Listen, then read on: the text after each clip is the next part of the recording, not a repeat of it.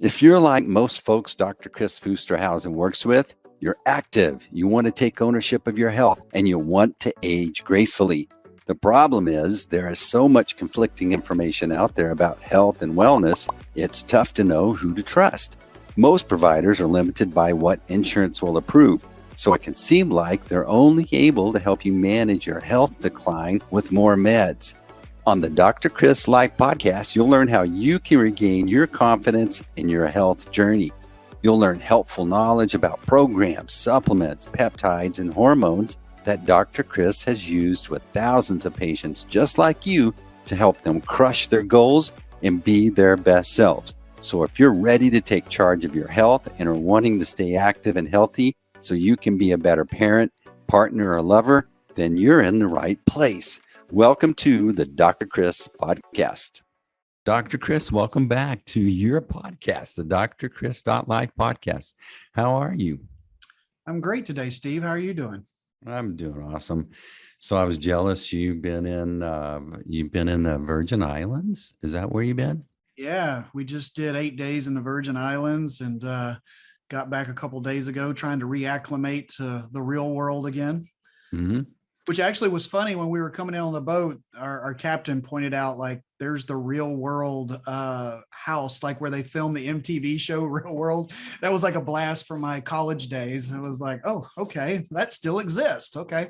So anyway, just a fun little fact of the Virgin Islands, the real world house is there. Of course, there's probably like 12 different versions of it now. So, when you're out there relaxing, enjoying life, trying to spend time and disconnect with your family, you had this nagging thing that you wanted to check in on your business while you're gone. Yeah, I really struggle, and I'm trying to do better with it on completely disconnecting. I think it's a common thread that a lot of us have, is the completely disconnecting. It's a habit. Our cell phones, our emails, our computers, our body, our mind wants to go towards it. And I think it's a special talent who actually can completely disconnect from those things. Psychologically, I mean, it has us. And so, the good news, I guess, for me is I have a wife who constantly says, what are you doing? And so then it makes me realize, like, oh yeah, I guess I am going right back to the laptop or whatever. And so I don't think I did horribly, but I could have done better. That's for sure. Well, the folks that listen to this, they're providers themselves, and they have a practice, and they're in that practice, and it really pulls at you. And I think one of the stories that I really like, one of your story that really impressed me, is that there's this point in this practice where you kind of wake up and you realize this thing is sucking more of your life out of you than you originally wanted or desired. It's impacting your family life. It's impacting your health. And this brought you to a point where you knew that you had to make a change. Yeah, sometimes what we kind of say is that you don't really, when you have your own traditional practice, you don't really work for yourself or your customers. You really work for the insurance companies, in my opinion. Ultimately, what you can do for your patients is dictated by those insurance companies. They put enough hurdles and barriers in place that basically you're going to end up doing it their way, by prior authorizations and peer-to-peer reviews, which is where you actually have to set an appointment to talk to their doctor on the phone to get Steve's MRI approved. And there becomes a point in your practice, whether we want to admit it or not, we finally just kind of give up on those things, or at least limit the amount that you do, because you simply can't do them all. I would see patients anywhere from 8 to, our schedule went to 5. We would typically wrap up with the last patient 5:15, 5:20, 5:30, something like that, because we were always running behind, of course. And then you started the paperwork. If you were lucky, you got a little bit of time at lunch to do some of the paperwork, and then you would get done at 5, let's just say 5:15, and for another 45 minutes to an hour, work on paperwork. And, I live about 20, 30 minutes from from the office. Even today, I still practice just a mile away from where I used to practice. Get home at 6:30, 6:45, and you're just exhausted. You're not physically exhausted, just mentally exhausted from everything that you went through that day. And I found as time went on, not only was my physical health suffering, but my mental health was suffering as well. I just would come home crabby and irritated and just didn't really want to talk to anybody, and found myself with young kids and wasn't being quite the dad that I thought I should be. But really what it was is just, feeling like I could do a little bit of a better job for my patients than I was doing, because the traditional doc, as you've heard me say, with an established patient has somewhere in that 10 to 15 minute range to take care of that patient. And I worked in a very high complexity clinic. It was the county clinic. So what we mean by high complexity is just a lot of medical problems. I didn't see many people that I'm 45 and I have high blood pressure and that's it, and my blood pressure is great and I just need a refill. I mean, we saw those during the day, like, oh, Jesus, we got one good one. All right, good.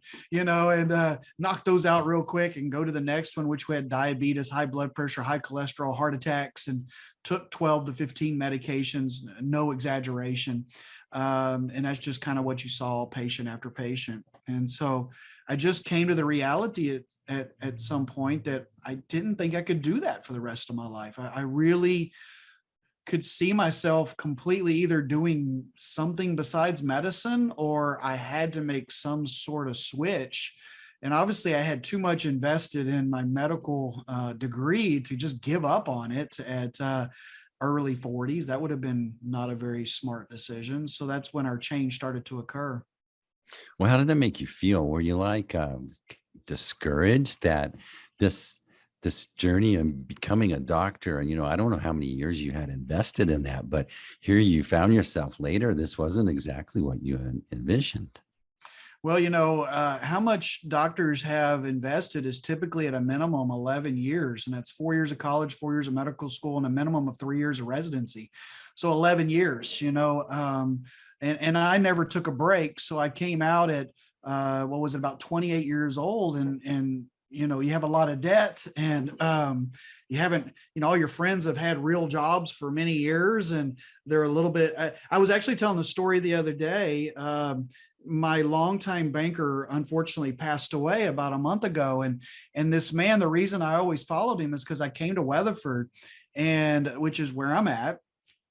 And the first two banks turned me away with a loan. They said I was high risk, and I had accrued all of this credit card debt, because in residency you make practically nothing, but yet you work all these hours, and so like a lot of people, you throw it on credit cards to survive. And I'll never forget them. I just walked into his office, introduced myself, said I was a new doctor. He said, "How much do you need?" I told him, and he said, "Done." And so he was my banker all the way up until he retired about a year ago and unfortunately passed away. But that's my point is, you put all these years into it. You have a lot of debt. It takes many doctors. I was very lucky. I got out of my debt very quickly because I was also in the Air Force Reserves, as well as working at the community clinic, which qualified for loan repayment. So I actually got out of debt in like 3 years, but many providers can take a decade just to get away from their medical school debt and now it's so much more expensive than when I went to medical school. So much more expensive. But yeah, it was very disappointing. Doctors, and I think this has continued. I haven't researched it in the last few years, but when Obamacare kicked in, and you've probably heard me say President Obama said doctors should be happy they're going to get to see more patients, which is a term no physician has ever said unless they're starting their practice. Most of the time we're not looking for more patients. We're looking for a little more reimbursement per patient so that we don't have to see so many patients, because you just can't provide extremely good quality of care when you have to see patients at such a rapid rate. Mistakes happen, It just does. If you have something that you do that normally takes you 30 minutes and you try to do it in 12, there's no way the end product is going to be the same. And it's the same way with providers. And so at that time, physicians were retiring at an incredibly high rate. Doctors that normally maybe would have stuck it out another 8 to 10 years were like, you know what, forget it, I'm out. And so there was a tremendous number of providers leaving the profession. And so, yeah, I was very disappointed. But at the same time, my own health was starting to not do so well. As you've heard me say, I looked at my own lab parameters, and I was pre-diabetic. I was hypertensive, high blood pressure. My cholesterol was through the roof, although I thought I exercised correctly. I ran like 4 days a week, 3 or 4 miles at a time. And I was very much overweight. I was around 35% body fat. I was 200 pounds, 198 pounds, 5'10", 34% body fat. And I was just like, I don't know about you, but like you think in your mind of the stereotypical doctor, and I think Norman Rockwell comes into the picture, and it's that overweight doctor with the big red nose with the glasses on the tip of his nose. And actually, doctors die at an incredibly young age. We have the youngest death age of any profession, And why is that? It's because doctors typically don't take care of themselves. But then I had this epiphany. I was like, hang on a sec. I go into rooms and I try to look my patients in the eyes and I try to tell them, you're not eating right. You're not exercising right. You're not doing this right and that right. Well, hell, I decided I'm surprised no one's ever looked back at me and gone, well, what are you doing? Because it's not working for you either. And that's when I kind of really started to change my mindset of, hang on a second, I cannot possibly be a leader for my patients unless I walk the walk. And it's what we talk about a lot with the SSRP, where I'm faculty, is you must walk the walk to talk the talk. And if you don't, your patients, in my opinion, aren't going to have the same level of respect for you. So what are as a traditional provider, what are the common options if I'm realizing I'm at a point where I'm at a crossroads, I need to make a change? What are the traditional common options? It depends on your specialty, of course, but I'm gonna really comment more on primary care type providers because that's what I was or /am.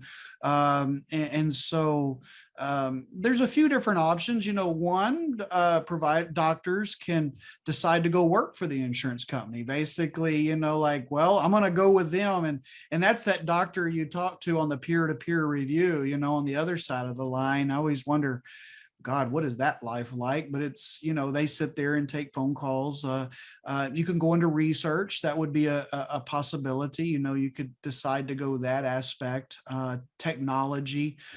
Most of the time, those aren't the routes that primary care providers are looking for. The med spa became quite popular. And that was actually where I started my exit, was the med spa, and that is kind of says it all, but it's a spa that does cosmetic procedures that are cash based. So that can be quite popular. Now I consider myself an age management medicine physician. So I have a pure cash practice where we really, there is a huge niche these days. It's the fastest growing field of medicine from what I've read.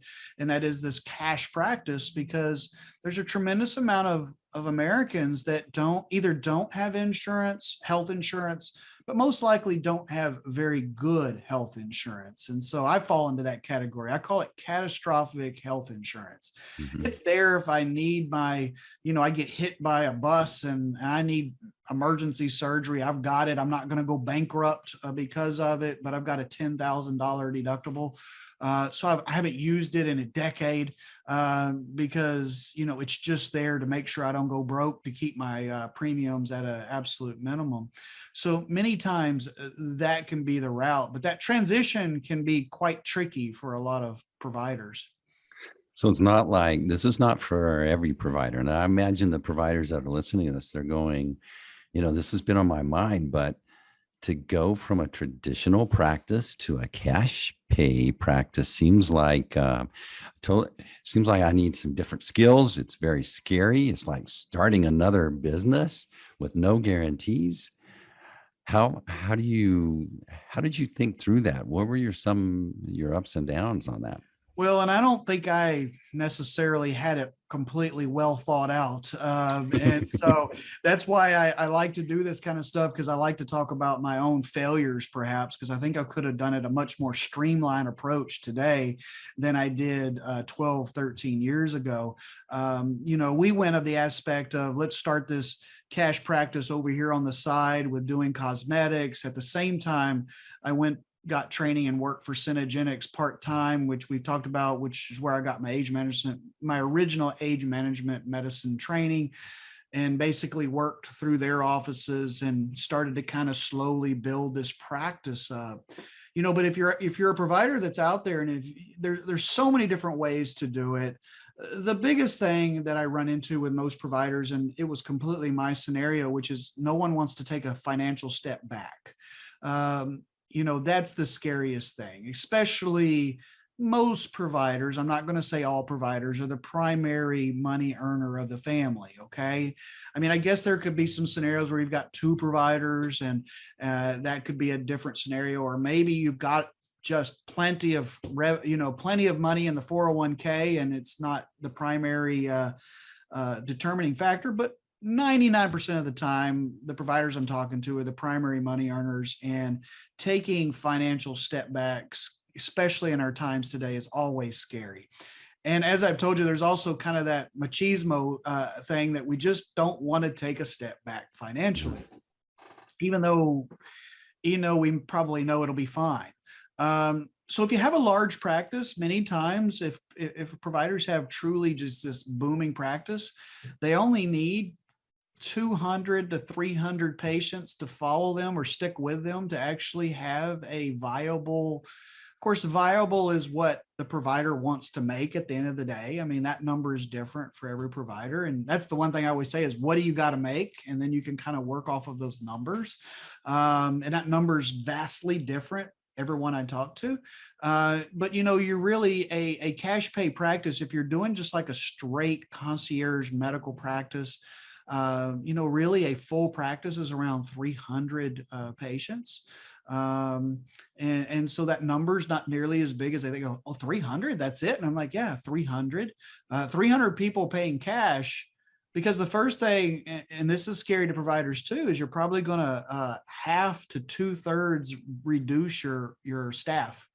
I mean, if you've got 10 people on your staff, you'll easily be able to take it down to 4 or 5 people. So your overhead starts to fall tremendously.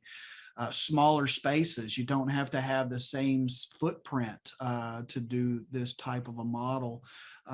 Every dollar you collect goes right into your bank account versus, you charged $125 to see Steve. It went through Blue Cross Blue Shield. It came back out as $64 because it's a pre-negotiated price. I'm just giving examples.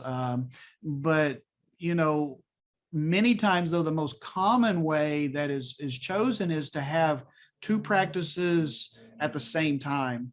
And I was talking to a provider just about a week or 2 ago, and she was starting that, and she had started up a med spa, and she was now ready to start trying to ramp up and really start trying the conversion over to cash practice. And so that's probably the least scariest. If a doctor can, maybe work 4 days a week in their traditional practice, 1 day a week in their cash practice. And then as that cash practice gets a little busier, they can maybe hire a nurse practitioner or PA to take up some of those hours, and then start, working their way over to the cash practice till they have that comfort level that they can jump, over to that cash practice and make enough that they can. Or then I've had one friend that actually completely left his traditional practice and opened his cash practice. And I think he would tell you it's been a struggle, because he started a practice completely from scratch. And that's tough. It can take, I tell docs, you probably need to look at it as 18 to 24 months before you're really starting to make the revenue that you want to make. But you're seeing the trends. You mentioned that. Talk to us some more about that. There's trends that are affirming that this could be potentially a good business decision. Yeah, I mean, there's more and more doctors every day. Actually, one of the things I forgot to say is like, if you're gonna thinking about making this transition, I think the most important thing is first to get your education, and that's the part. I was getting my education, but I think it would be important to really go out and get that baseline education either through, there's so many different places to do it, like A4M and SSRP and AMMG, just to name a few, and really figure out what you like. What do you want to do? Find your passion, because that's the one thing I've really learned is you can do way too much. I think most time these practices really, you can hone in on 3, 4, 5, 6 things that you really love to do, that you do well. Don't be afraid to give those patients to other providers on stuff that you don't necessarily embrace or love. But get that education in advance and really figure out what it is you like to do. And another bit of advice I give to all the providers, it's really easy to get yourself into some heavy debt. There's a lot of machines and lasers and these devices now. God, when I started, they were like 60 to 100,000. Now they're 200 to 400,000. And these reps do an amazing job of making you feel like you're going to be rich by buying these machines. I mean, they know everything to do to work us. And we as doctors think we can't be worked, but we absolutely can. And thankfully, I have a cheap spouse who sometimes walks me off the ledge, because I'll be like, yeah, that sounds great. Just be careful. You can find yourself in $1 million worth of debt from these machines really quick. And that's big payments every month, to have to make. And so just really figuring out what you want to do is really important as well. But yeah, so what I was going to say is, when you go to these meetings like A4M now, there's literally thousands of doctors there when you go to these conferences these days. When I first started this, I felt like, I always said I used to feel like I was a lone ranger, and still in my community, I guess I would kind of say I am, but I know that I'm not really. We're just ahead of the trend. But nationally, there's so many providers moving over to this model, and even patients are starting to get very, very used or comfortable with this model as well. I mean, used to, everybody you mentioned this to is like, what? A cash practice? What is that? You don't really get that anymore. I mean, patients really understand it. They understand the value of it. The ones that don't, we educate them. It's not for everybody. There's certainly patients that come in and say, that's crazy. I would never pay out of pocket. I've got insurance. And I'm saying, that's great. That's fine. That's not for you. No problem. No harm, no foul. We can still be friends. So, it's growing at a very rapid rate. Well, awesome. I think this is a good stopping point in this conversation. I have a lot of questions around financial hurdles and other things, but I think that's something we ought to talk about on the next episode. If I'm a provider and I'm like, I want to talk to someone, are you available to talk? And what does that look like? Yeah, I am. And I talk to providers every week, and sometimes it's just nothing more than advice, and I don't mind having some, short phone calls, 10, 15 minutes, and just kind of discuss their situation. And we don't charge for that, just to kind of give them an idea or thoughts, or, starting a conversation. And they can do that by, they can either go through our website, theresearchclinic.com, or they can email me directly at drkris@theresearchclinic.com. Be more than happy to start a conversation with them. All right, Dr. Kris, as always, excellent conversation. Check out the Research Clinic. It's a great example of practice that we've been discussing today.